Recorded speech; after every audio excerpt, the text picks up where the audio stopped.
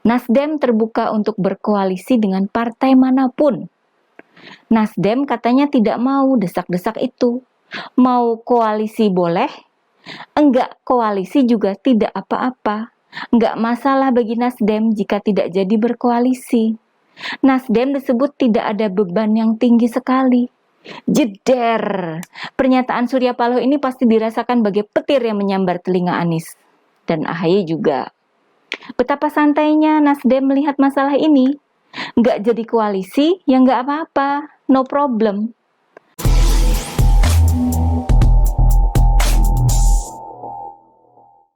Hai guys, jumpa lagi dengan saya Nina Nur. Bersama-sama kita akan mengulik dunia politik dengan awas, waras, dan cerdas.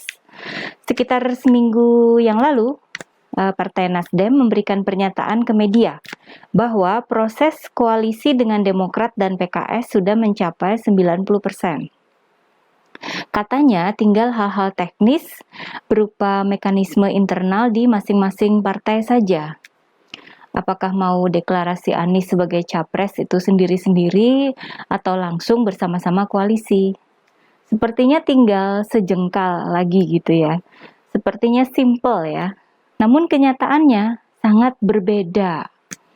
Bulan lalu ketika SBY disebut turun gunung sambil melempar isu bahwa Pilpres 2024 akan berlangsung curang. Ya, ada statement yang menyatakan bahwa 2024 itu akan penuh dengan kecurangan. Gitu. Nah, ini yang kami bingung gitu.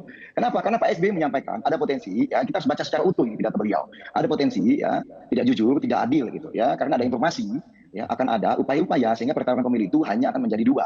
Nah, ada upaya untuk memastikan pasangan calon lain yang dikehendaki oleh rakyat juga untuk tidak bisa maju berlaga. Di mana sudah diatur bahwa hanya akan ada dua pasangan capres-cawapres. Juru bicara Partai Demokrat KLB Deli Serdang, Muhammad Rahmat, mengungkap bahwa sebenarnya SBY turun gunung itu sudah biasa dan rutin. Pada Pilpres 2014, SBY turun gunung untuk memenangkan besannya sebagai cawapres, tapi gagal. Yang dimaksud dengan besannya SBY adalah Hatta Rajasa, yang dalam Pilpres 2014 menjadi cawapres Prabowo.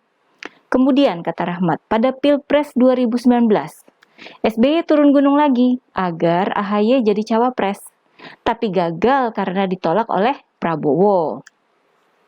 Sekarang tentu saja SBY berambisi agar AHY bisa maju di Pilpres 2024, makanya pasti turun gunung. Rahmat yakin bahwa SBY tidak begitu peduli dengan berapa pasangan capres-cawapres yang bisa maju. Yang dipedulikan hanya satu hal, yakni AHY bisa masuk gelanggang Pilpres. Jadi kalau sekarang curhat dan mengeluh seolah-olah dikondisikan hanya dua pasang calon saja, itu karena merasa AHY terancam tidak bisa masuk gelanggang. Intinya, SBY tidak sedang bicara demokrasi maupun hak rakyat.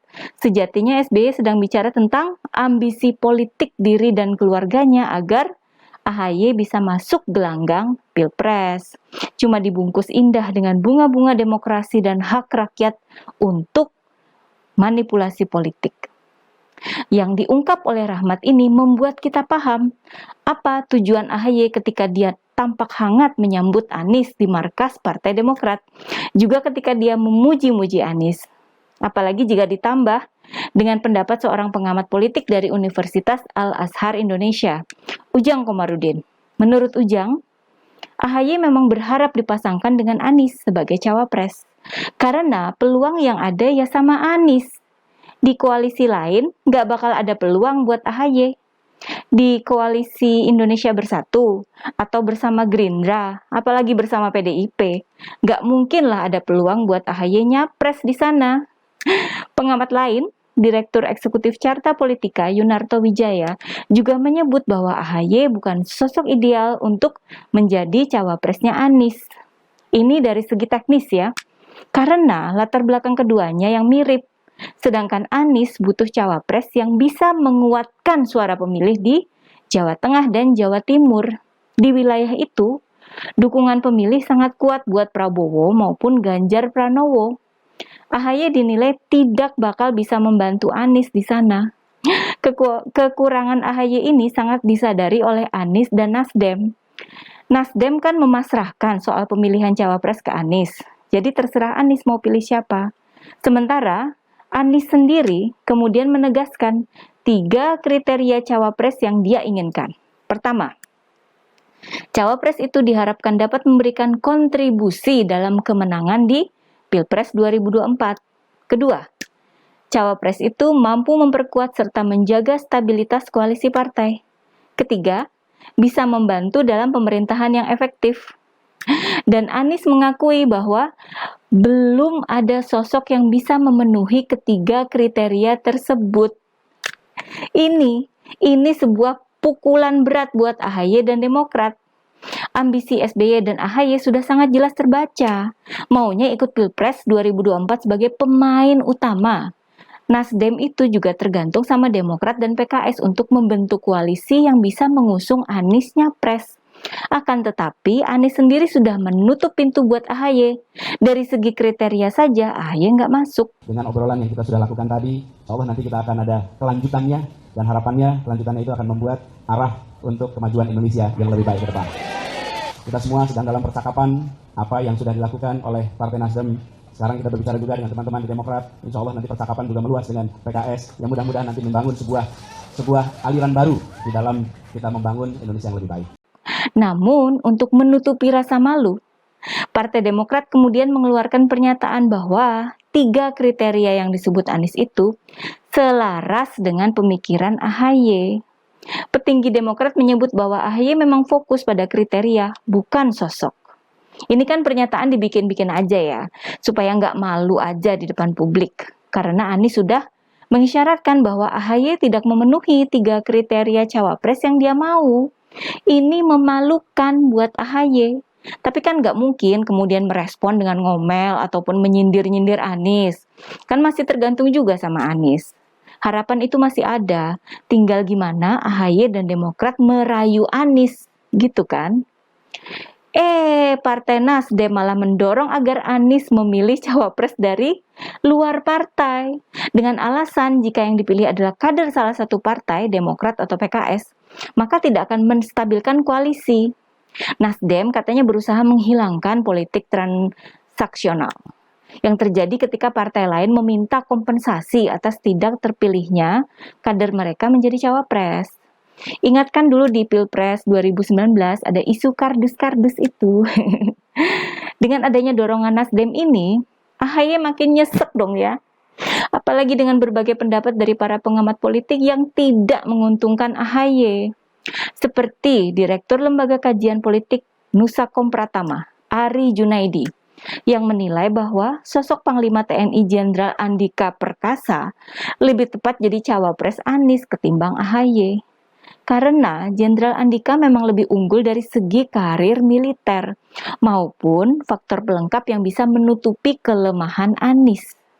Jenderal Andika katanya bakal bisa menetralisir citra politik identitas dan antitesis Jokowi yang melekat dalam diri Anies. Kemudian pengamat politik lain, Direktur Eksekutif Rumah Politik Indonesia, Fernando Emas, menilai bahwa jika Anies berpasangan dengan AHY, maka peluang menangnya itu sangat kecil. AHY dinilai tidak akan bisa membantu mendongkrak elektabilitas Anies.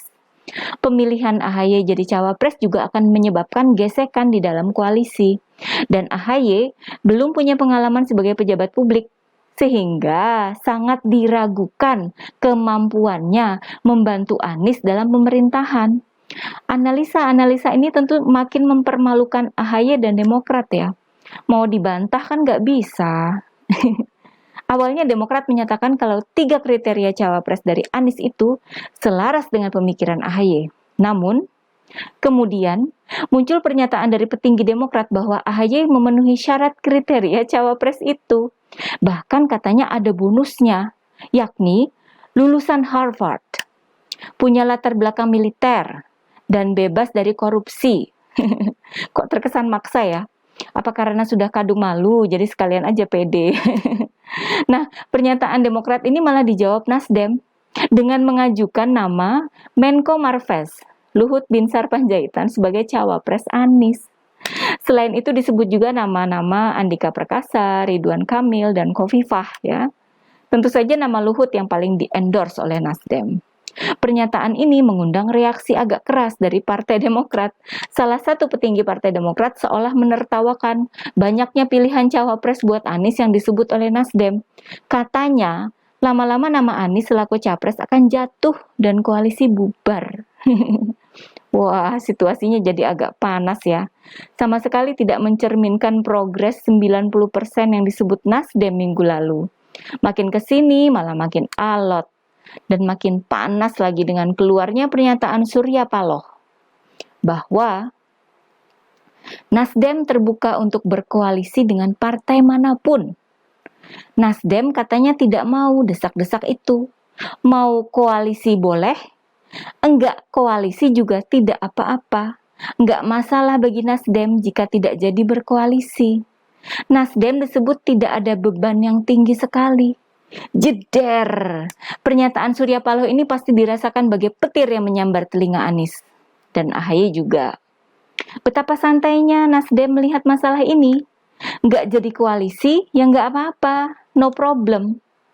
Kan Nasdem bisa balik kanan ke arah Gerindra atau ke KIB atau bahkan ke PDIP. Yang jadi masalah ya orang-orang yang ditinggalkan seperti Anies atau AHY. Mungkin maksud Surya Paloh juga mendesak agar masalah pemilihan cawapres ini segera diselesaikan. Bisa jadi ya. Masa sudah deklarasi Anies capres terus ditinggalin? Nggak tahu ya kalau nanti-nanti, politik kan cair. Menanggapi Surya Paloh, Demokrat pun berusaha menetralisir. Agar publik tidak melihat itu sebagai konflik ya. Petinggi Demokrat menyebut soal kesetaraan dalam kerjasama politik. Intinya sih minta Nasdem buat bersabar. Menunggu proses pembicaraan yang masih berlangsung. Ini Demokrat kan kena gertak ya. Demokrat nggak mau juga langsung merespon dengan panas. Masih butuh Nasdem dong. Selain PKS dan Nasdem, sepertinya nggak ada lagi pilihan teman koalisi buat Demokrat kan? AHY bisa-bisa gagal masuk Pilpres. Bos bisa ngamuk nih. Dinamika yang menarik ya, sekaligus agak kocak juga ya. Saya juga mendengar ada suara-suara yang menyebut kalau Anies akhirnya bakal nggak jadi nyapres. Karena sama seperti AHY, peluangnya juga terbatas. Ya di sini-sini aja antara Nasdem, Demokrat, dan PKS. Kalau dipasangkan sama AHY, peluang menangnya kecil. Nggak dipasangkan sama AHY, pemilihan cawapres jadi sangat alot. Koalisi nggak jadi-jadi dong. Oke ya, kita lihat perkembangan selanjutnya. Selalu dari Kura-Kura.